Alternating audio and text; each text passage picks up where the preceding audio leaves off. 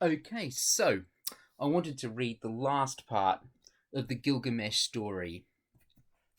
So, Gilgamesh, we met him in the earlier story. He started off, you might remember, as a cruel person, as an unloved king who bullied his own people. But when he fought against someone who was as strong as he was, and that person saved his life, he started to respect another person and he made a friend for the first time. And he became a much better person as he found some love in his heart for someone other than himself. But his friend Enkidu died at the end of the last story, and that is where we get to the last quest of Gilgamesh, because Gilgamesh is committed to trying to bring his friend back to life. It's one of the oldest stories ever written, and it's all about life, death, friendship, and love.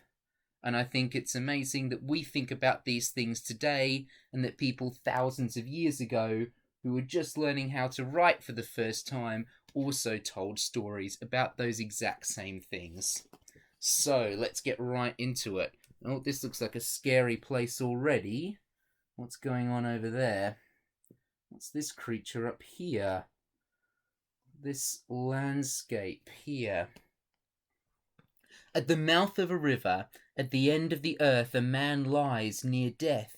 Could this be Gilgamesh, the all-powerful king of Uruk, loved by his people, famous throughout the ancient world for the magnificent wall he had built round his city? What has brought him to this desperate state in this lonely place? It was the fear of death. Death had taken away his dearest friend Enkidu. Earlier it had been the beautiful Shamat whom they both loved. So she has died too. As Gilgamesh watched their spirits fly off as birds, he resolved to get rid of death before it could take him from his people. His last quest would be to find the secret of immortality. Immortality is when you live forever. He had searched far and found nothing. Now, as he lay exhausted, he heard a familiar voice, and he opened his eyes to see a bird. Get a little bit closer to the picture and move the computer around. Okay. The spirit of Shama had returned to help him. Don't give up, Gilgamesh, she urged. Look there, between those peaks, the tops of the mountains, between those peaks of Mashu Mountain, the sun god goes down to sleep. By day he sees everything. He knows where immortality lies. Rise up and follow his path.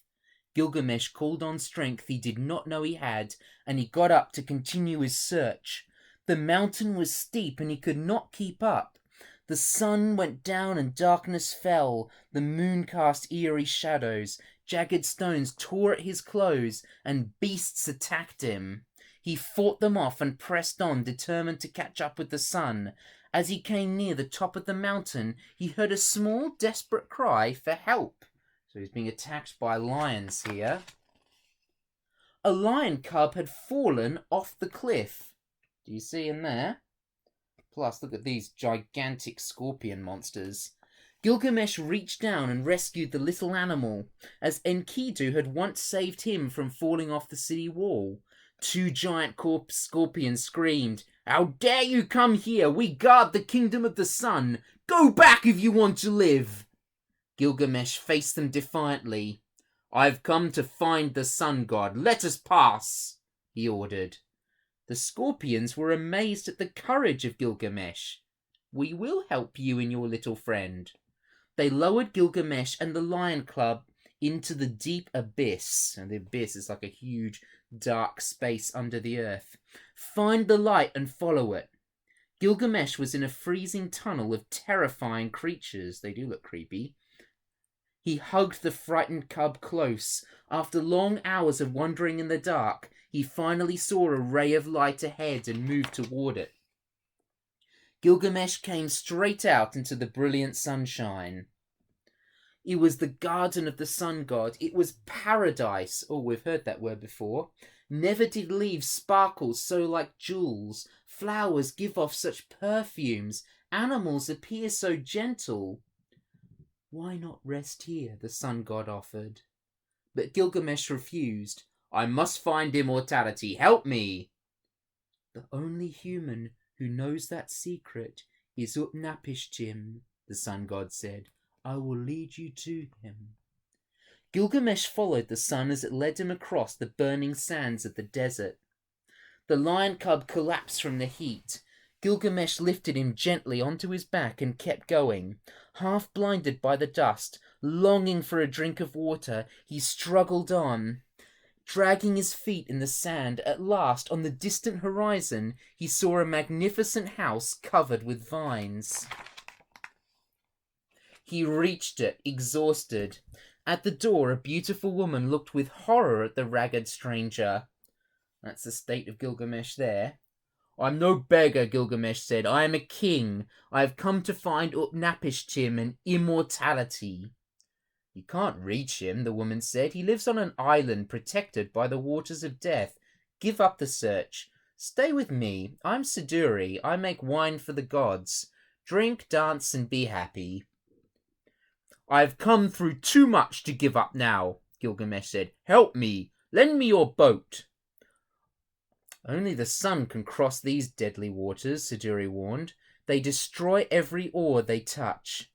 Determined, Gilgamesh went into the forest. There he chopped 120 poles and set out. He reached the deadly part of the sea. Pole after pole was swallowed. So every time he puts a pole to steer him, it is destroyed by the water. So he only has stumps left in his hands, but he's got 120 of them to try and get across the waters of death. The waters raged wildly. Gilgamesh pushed on, throwing away each stump and grabbing a new pole. Around him, the bones of creatures that had been devoured by the waters of death floated. Ugh. The skies darkened and a fierce wind blew up as his last pole was eaten away. He could see the island, but how could he reach it? "I must not fail now," he cried. "I'm too close to the end of my search."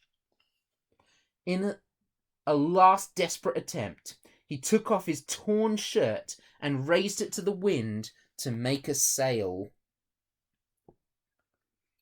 Utnapishtim watched, amazed, as the boat reached ashore. "Who are you to come here, god or man?" "I am Gilgamesh, king of Uruk," came the proud reply. "I come to ask the secret of immortality." "Do not seek what you cannot have," Utnapishtim replied. "Only gods can live forever." "But you were once no different than me," Gilgamesh argued. "How did you become immortal?" "To know that," Utnapishtim answered, "you must stay awake for 6 days and 7 nights. My story is carved into this wall. You may not sleep while I read it." The test sounded easy. Gilgamesh promised, and Utnapishtim began. When I was the king of Shuruppak, the people became evil. The gods decided to destroy the earth with a great flood. Oh, where have we heard that story before? Because I was a good man, I was warned. I was told to build a great ark and to gather into it my family and each kind of animal and plant. As soon as I finished, the storm came. For 6 days and 7 nights it rained and the earth was flooded. Only my boat survived. You can see Utnapishtim's ark here. When the rain stopped and the water subsided, it came to rest on a mountain. I fell to my knees in gratitude. I let the animals out and set out the plants to start life anew. In that moment, the gods descended in a great light and bestowed immortality upon me and my wife. Utnapishtim finished his story and he looked down. Gilgamesh was asleep. What did he promise not to do? He had failed the test. Utnapishtim spoke with sadness. Gilgamesh, a mortal you came here, and a mortal you must leave. Gilgamesh begged, "Give me another chance." But Nappish Tim took mercy on him and weakened. See that light far in the sea? A plant grows there that grants youth to all who eat it. It will not keep you from dying, but it will keep you young as long as you live. Ooh, a plant that will make you look young forever. Imagine how much money people today would pay for that plant, if that was real. Gilgamesh sailed out again across the deadly sea. He reached the glowing spot and leapt into the water, not knowing if it would destroy him. He grasped the plant and struggled with it to the surface. Triumphantly, he showed it to the little lion. This will make the old people of Uruk young again. When I am old too, I shall eat it, and I'll get back my lost youth and my strength. Gilgamesh set out on the long voyage home. He had not found immortality, but he held a treasure. So he can stay young for as long as he lives. Wow. Hang on. The boat passed a lovely island, and Gilgamesh stopped to eat fresh fruit and take some rest.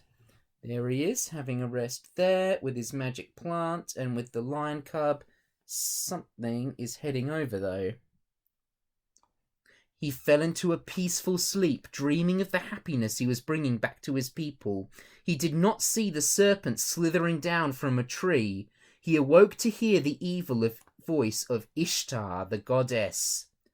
"I have my revenge," she screamed. "You have nothing." She swallowed the flower while he slept. Oh, I didn't see it before, but yes, you can see the goddess Ishtar as this serpent around the tree there, destroying the gift of life. Ishtar now had the revenge she wanted ever since Gilgamesh rejected her offer of marriage. "Ishtar, you wicked one!" Gilgamesh required. "You killed my friend Enkidu. Now you have killed my hope." He hugged the little lion and he wept. He had come through so much to have it all end like this. But suddenly, he heard a voice calling to him. His beloved friend Enkidu had returned as a bird, and they embraced with joy. "Sharmat sent me from the underworld to help you," Enkidu explained. "Sit on my back with your little lion. I've got something to show you." Together they flew over the rivers of Sumer, which is now in Iraq, as far as the city of Uruk. Gilgamesh saw his kingdom. And he saw it from above for the first time. Its great temples, its fine houses, its beautiful gardens and ziggurats, and most impressive, the majestic wall he had built around it all. His heart filled with a pride and happiness greater than he had ever known.